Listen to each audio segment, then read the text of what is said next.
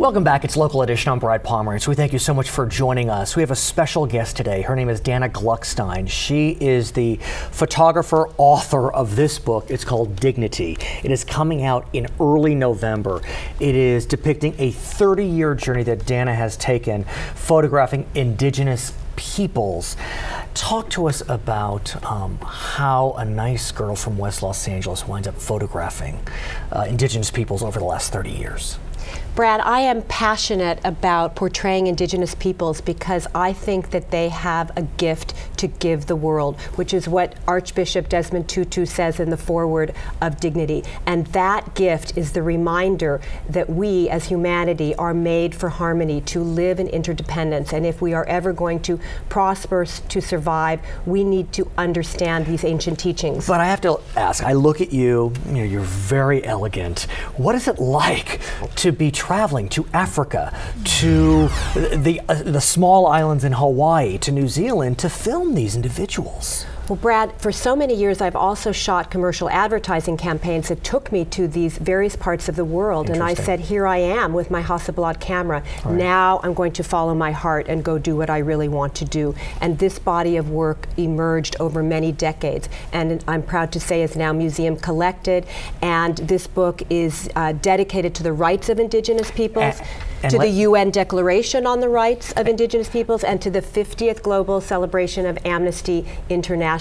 I want to talk about the United Nations because there is a declaration, as you mentioned. It's called the UN Declaration on the Rights of Indigenous Peoples, and I must announce that the United States has not signed it's so surprising. In 2007, 144 countries adopted this declaration, which took 30 years to create, and very sadly, the United States, New Zealand, Australia, and Canada did not sign. Is it over fear, for example, in our country, that it could implicate certain rights for Native Americans? And we know what Americans did to Native Americans, Absolutely. Europeans. And I'm happy to say that Australia 2 years ago did adopt and formally apologized to the Aborigines. New Zealand has adopted, and the United States came out formally this year to say they are reviewing.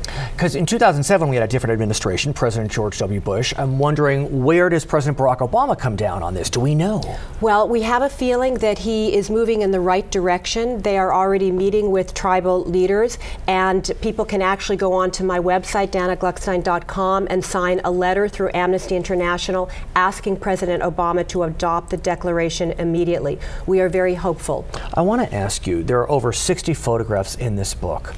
I have to think one of them really touched you. Being there, photographing it, seeing it develop. Who's that one? I have to say, you love all your children, you love all your children, They are all my babies, but I think that I must say that the image of the Haitian woman, which is on the cover of the book and was selected well over a year ago for the cover, was one of the very first images that I took. She was my first journey to Haiti when I was a young woman, and my eyes were opening and learning.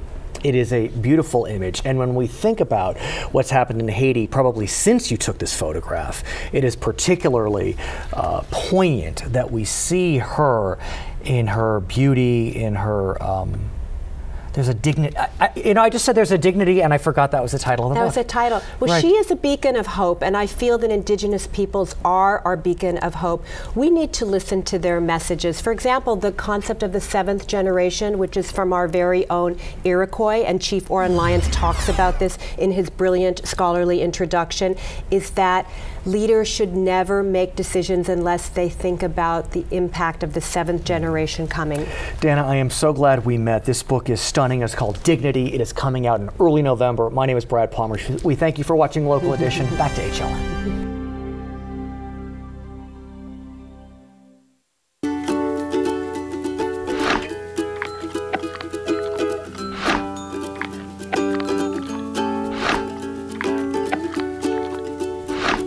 If you think about it, this can be the difference between old-fashioned DSL and high-speed Charter internet.